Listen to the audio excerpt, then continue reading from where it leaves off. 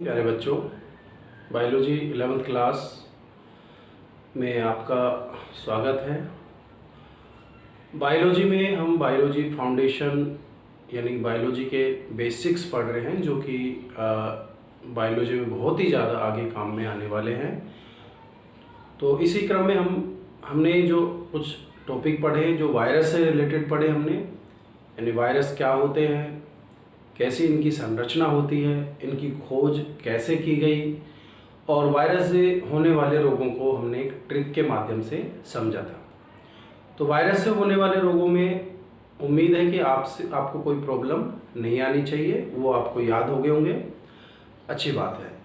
अब हम जीवाणुओं से होने वाले रोगों को भी एक ट्रिक के माध्यम से याद करने की कोशिश करेंगे। यानी आज का जो हमारा टॉपिक है वो है जीवाणु जनित रोग। जीवाणु जनित रोग।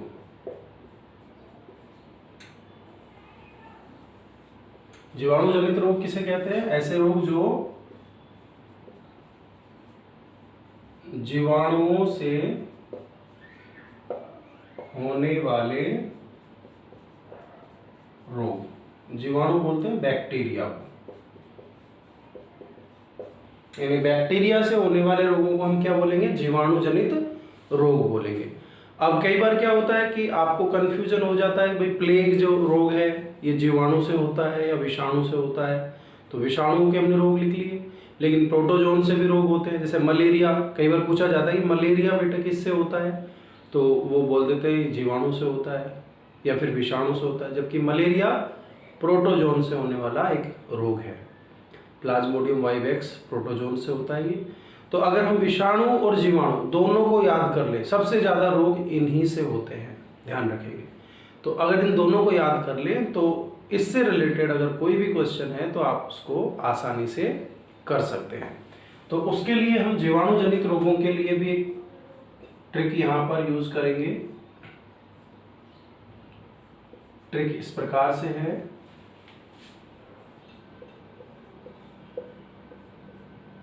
पंडित जी, जानते हो पंडित जी का टिकट न्यू है। पंडित जी थे, वो नया टिकट लेकर गाड़ी में बैठे, तो उनका जो टिकट है वो कैसा है? न्यू है, नया है। पुराना टिकट से वो अपनी जो यात्रा नहीं कर रहे हैं, नया टिकट लेकर अपनी यात्रा कर रहे हैं। तो ये ट्रिक हमको याद रखनी है, पंडित जी का टिकट न्यू है। अब इसी से ही सारे मैक्सिमम जो जीवाणुओं से होने वाले रोग वो आ जाएंगे। जैसे विषाणुओं से होने वाले रोगों की ट्रिक क्या बताई थी आपको कि रेखा हमें हिट करके पीछे छोड़ गई, और जीवाणुओं से होने वाले रोगों की ट्रिक क्या है? पंडित जी का टिकट न्यू है। ठीक है, तो अभी हम ज़्यादा बातें ना करते हुए हम डायरेक्ट इस ट्रिक जो है इसको फॉलो करेंगे। तो सबसे पहले यहाँ पर क्या है? पै, और पै से जो रोग बना, सबसे पहला जो रोग है वो है प्लेग। ठीक है, तो जो हम बात कर रहे थे कि प्लेग जीवाणु से होता है, विषाणु से, किससे होता है ये रोग? क्लियर हो गया? जीवाणु से होता है। ठीक है, दूसरा जो यहाँ पर वर्ड है डी, डी से होता है डिप्थीरिया।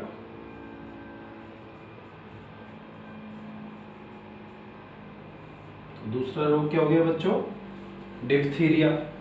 ठीक है, जिसको हम क्या नाम है, रोगों में जब पढ़ते हैं एक एक करके तो हम देखते हैं कि इसमें खांसी और बुखार जैसे लक्षण प्रकट होते हैं। इसमें भी बुखार आता है तीव्र, तय से जो रोग बनता है तपेदिक।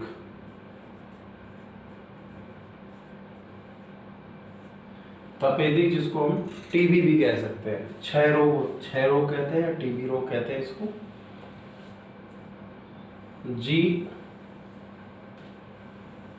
जी से होता है बच्चों गोनेरिया।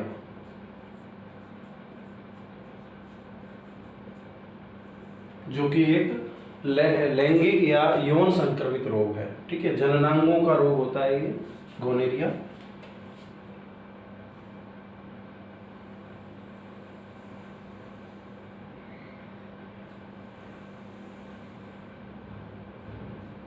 का से होता है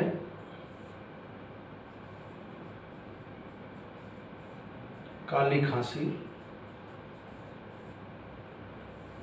जिसको पर्टोसिस भी बोलते हैं। काली खांसी को क्या बोलते हैं? पर्टोसिस। तो देखेंगे, पै से प्लेग, डी से डिप्थीरिया, तै से तपेदिक यानी कि टीबी, जी से गोनेरिया और का से काली खांसी। ठीक है, तो यहाँ इतना हो गया। अब दूसरी तरफ देखते हैं हम। टिकट का जो टी है,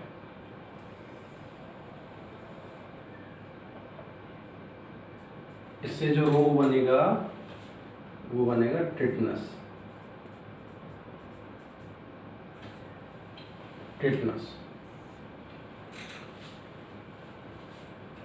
कैसे बनेगा?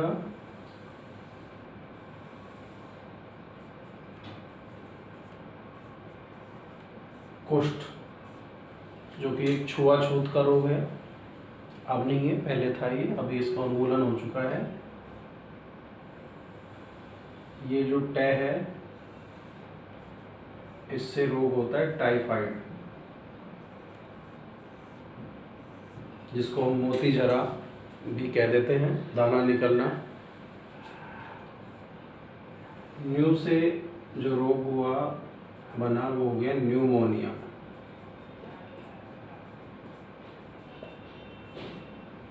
और है से हेजा। तो टिकट के टी से टेटनस, कैसे कुष्ठ, फिर टै से टाइफाइड, न्यू से न्यूमोनिया और है से हेजा। तो इस तरह से हमारी जो ट्रिक है, यानी कि पंडित जी का टिकट न्यू है, उससे सारे जीवाणु जनित रोग, मैक्सिमम जो जीवाणु से होने वाले रोग है वो आ चुके हैं। पै से प्लेग, डै से डिप्थीरिया, तै से तपेदिक, जी से गोनेरिया, का से काली खांसी, टी से टिटनस, कै से कुष्ठ, टै से टाइफाइड, न्यू से न्यूमोनिया और है से हेजा। तो प्यारे बच्चों, ये जीवाणुओं से होने वाले मैक्सिमम जो रोग हैं, कॉमन जो रोग हैं, वो हमने यहाँ पढ़े हैं। और विषाणुओं से होने वाले रोग हम पहले पढ़ चुके हैं। तो इन दोनों को अगर आप अच्छी तरह से याद करोगे तो मैं गारंटी से कहता हूँ कि ये आपको फ्यूचर में बहुत ज़्यादा काम आने वाली चीज़ें हैं। तो इनको आप अच्छी तरह से अपनी नोटबुक में उतार लें और इनके अभ्यास करें, इनका प्रयास करें। तो घर में ही बच्चों सुरक्षित रहते हुए अपनी जो पढ़ाई है उसको जारी रखिए। आप भी सुरक्षित रहिए, अपने परिवार वालों को भी सुरक्षित रखिए और अपनी पढ़ाई को लगातार जारी रखिए। Be safe, stay home.